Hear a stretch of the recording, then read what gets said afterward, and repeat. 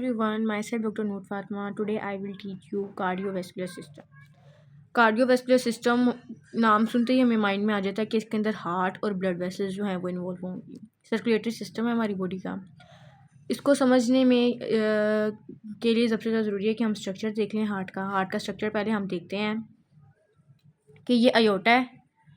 सबसे पहले तो हम ये देख लेते हैं कि हार्ट के 4 चैम्बर्स हैं, यानी कि राइट आर्ट्रियम है, उसके साथ साथ फिर राइट वेंट्रिकल है, उसके साथ लेफ़्ट आर्ट्रियम है, लेफ़्ट वेंट्रिकल है, और उसको इन दोनों को जो सेपरेट किया हुआ है उसने किया हुआ है ट्राइकैप्सिड वाल ने किया हुआ है, और इन दोनों को लेफ़्ट आर्ट्रियम और लेफ़्ट वेंट्रिकल को जो सेपरेट किया हुआ है उसने किया हुआ है बाइकैप्सिड वाल ने। उसके साथ ये पल्मोनरी आर्टरीज़ हैं, लेफ़्ट पल्मोनरी आर्टरी, ये ऑक्सीजनेटेड ब्लड जो है ये लेके आएंगी लंग से। उसके साथ साथ जो हैं ये अयोटा जो है ये भी ऑक्सीजनेटेड ब्लड लेता है। ये जो है ना ये लार्जेस्ट आर्टरी है ब्लड बॉडी की, ये लार्जेस्ट आर्टरी बॉडी की है। और उसके साथ साथ सुपीरियर वेना कावा और इन्फीरियर वेना कावा क्या करेंगे, ये डी ऑक्सीजनेटेड ब्लड लेके आएंगे हार्ट की तरफ। ये कहाँ से लेके आएंगे, ये अपर लिम्ब से लेके आएंगे, यानी कि हेड से, नेक रीजन से, और उसके साथ साथ वहाँ से लेके आएंगे अपर लिम्ब से। और ये जो हैं ये लेके आएंगे लोअर लिम्ब से, बॉडी के जो नीचे वाले पार्ट्स हैं वहाँ से लेके आएंगे ब्लड हार्ट की तरफ डीऑक्सीजनेटेड। फिर क्या होगा, यहाँ से ब्लड आया राइट आर्टरियम में गया, और फिर उसके बाद डीऑक्सीजनेटेड ब्लड जो है आर्ट्रियम से होता हुआ वेंट्रिकल में जाएगा, वहाँ से लंग्स में जाएगा, और उसके बाद ऑक्सीजनेटेड होके उसके बाद लेफ़्ट वाले में आएगा, और वहाँ से वेंट्रिकल से और पूरी बॉडी में जो है ना वो सर्कुलेट करेगा। अब यही सब चीज़ों को हम पढ़ेंगे इस वीडियो के अंदर। ये हम लोगों ने स्ट्रक्चर ऑफ हार्ट देखा, अब हम नेक्स्ट इसके अंदर जो है कार्डियोवैस्कुलर सिस्टम देखते हैं कि किस तरह से है, किस तरह से वर्क कर रहा है। तो पहले हम स्टार्ट करते हैं कार्डियोवैस्कुलर सिस्टम को पढ़ते हैं। तो कार्डियोवैस्कुलर सिस्टम में क्या चीज़ें इंक्लूड हैं, एक हार्ट इंक्लूड है, दूसरा ब्लड वेसल्स इंक्लूड है। हार्ट ने क्या करना है, उसने ब्लड करना है, पंप करना है ब्लड को इनटू ब्लड वेसल्स में पंप कर दिया ब्लड को। उन ब्लड वेसल्स ने क्या करना है, उन्होंने उसको सर्कुलेट कर लेना है थ्रू आउट द बॉडी। अब ब्लड क्या है, ब्लड काम क्या कर रहा है, हम ब्लड को ट्रांसपोर्ट कर रहे हैं, पंप कर रहे हैं, क्यों कर रहे हैं, ब्लड इतना इंपॉर्टेंट क्यों है।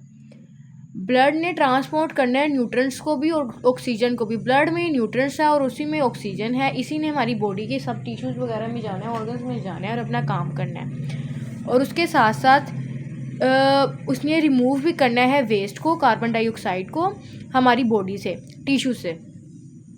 ठीक हो गया। तो अब हम हार्ट को थोड़ा सा पढ़ लेते हैं। तो हार्ट क्या है, मस्कुलर ऑर्गन है, इसने पंप करना है ब्लड को through out the circulatory system. Location की बात करें तो ब्लड हार्ट लोकेटेड कहाँ पे है, तो ये बिटवीन द लंग्स मीडिएस्टिनम में है, मीडिएस्टिनम में लोकेटेड है। और वो कौन सी साइड है, वो बिटवीन द लंग्स जो होती है साइड होती है, उसको हम कहते हैं मीडिएस्टिनम, वहाँ पे हार्ट एग्जिस्ट करता है। उसके बाद ये फॉर्मेशन की बात की जाए तो चार चैम्बर से मिलके हार्ट बना हुआ है, जिसके अंदर से 2 आर्टरियाज हैं, एक लेफ़्ट और एक राइट है, और 2 वेंट्रिकल्स हैं। जो लेफ़्ट और राइट हैं, आर्टरियाज जो होते हैं वो थिन होते हैं, और वेंट्रिकल्स जो होते हैं थिक होते हैं, थिक वॉल होते हैं। और जो फोर्स ऑफ कॉन्ट्रैक्शन है हार्ट की, वो किस चीज़ पे डिपेंड करती है, वो डिपेंड करती है मसल्स पे। उसके साथ साथ अगर हम देखें लेफ़्ट साइड ऑफ हार्ट को देखें तो 2 जो हैं ये चैम्बर्स पे कंसिस्ट कर रही है। एक ही कर रही है राइट आर्ट्रियम के ऊपर, और दूसरी राइट वेंट्रिकल्स पे। राइट आर्ट्रियम ने क्या करना है, डी ऑक्सीजनेटेड ब्लड को इसने लेना है वेन के थ्रू। कौन सी वेन्स हैं, सुपीरियर वेना कावा और इन्फीरियर वेना कावा। इसके अंदर हम देखा था कि ये डी ऑक्सीजनेटेड ब्लड लेके आई थी, सुपीरियर वेना कावा और इन्फीरियर वेना कावा। चलो इसको हम साथ रखते हैं, साथ देखते जाते हैं। अच्छा, इसने क्या करना है, ये जो है ये नेक से, लिम्ब से और हेड वाली साइड से ब्लड लेके आएगी हार्ट के पास। ये लिए जो है ये लोअर पार्ट्स ऑफ बॉडी से ब्लड लेके आएगी हार्ट के पास। ये डीऑक्सीजनेटेड ब्लड आ गया हार्ट के पास। राइट आर्टरियम कनेक्ट की होती है राइट वेंट्रिकल के साथ, कौन से वॉल के साथ, ट्राइकैप्सिड वॉल के साथ। ये जो ट्राइकैप्सिड वॉल है इसने इनको जो है कम्युनिकेट करवाया होता है। इसके ज़रिए जो है राइट आर्टरियम और राइट जो है क्या कहते हैं वेंट्रिकल जो है साथ जो है कम्युनिकेट कर रही है। अच्छा, अब क्या होगा कि राइट वेंट्रिकल की बात की जाए तो राइट वेंट्रिकल जो है वो थिक होता है, ये थिन है, ये थिक होता है। और इसके बाद इसके अंदर जो है वेनस ब्लड जो होता है वो आता है राइट आर्टरियम से राइट वेंट्रिकल के अंदर। जो परमोनरी आर्टरीज होती हैं ना, राइट वेंट्रिकल से परमोनरी आर्टरीज निकलती हैं, वो क्या करती हैं, वो ब्लड जो है राइट वेंट्रिकल से लंग्स में लेके जाती हैं, वहाँ से डीऑक्सीजनेटेड ब्लड क्या हो जाता है, ऑक्सीजनेटेड हो जाता है। यहाँ से राइट आर्टरियम से राइट वेंट्रिकल से कुछ वेसल्स निकल रही हैं जिसे हम कहेंगे पल्मोनरी आर्टरीज। पल्मोनरी आर्टरीज जो हैं उन्होंने क्या करना है, उन्होंने ये लिखा हुआ है, ये पल्मोनरी आर्टरीज जो हैं ये लेके जाएंगी डीऑक्सीजनेटेड ब्लड लंग्स के पास, और वहाँ से वो ऑक्सीजनेटेड होके दोबारा वो कहाँ पे आएगा, वो लेफ्ट आर्टरी में आएगा। हम आगे देखते हैं नेक्स्ट में लेफ्ट साइड ऑफ हार्ट के अंदर। लेफ्ट साइड ऑफ हार्ट भी दो ही चैम्बर्स पे कंसिस्ट है। कौन से वाले हैं, लेफ्ट आर्टरियम है और लेफ्ट वेंट्रिकल है। ये भी हमें पहले ही पढ़ा था कि वेंट्रिकल जो होते हैं वो थिक होते हैं और आर्टरियम क्या है, वो थिन वॉल है। अब इसके अंदर प्रेशर चैम्बर ये लो है, लो प्रेशर चैम्बर है, उसके साथ साथ ये थिन है। इसके अंदर क्या होगा, आर्टरीज जो है ऑक्सीजनेटेड ब्लड लेके आएंगी लंग्स में, कहाँ से, पल्मोनरी वेन्स के थ्रू। पल्मोनरी वेन्स के थ्रू, ये पल्मोनरी वेन्स है, इनके थ्रू अब ब्लड आएगा हार्ट के अंदर ऑक्सीजनेटेड होके।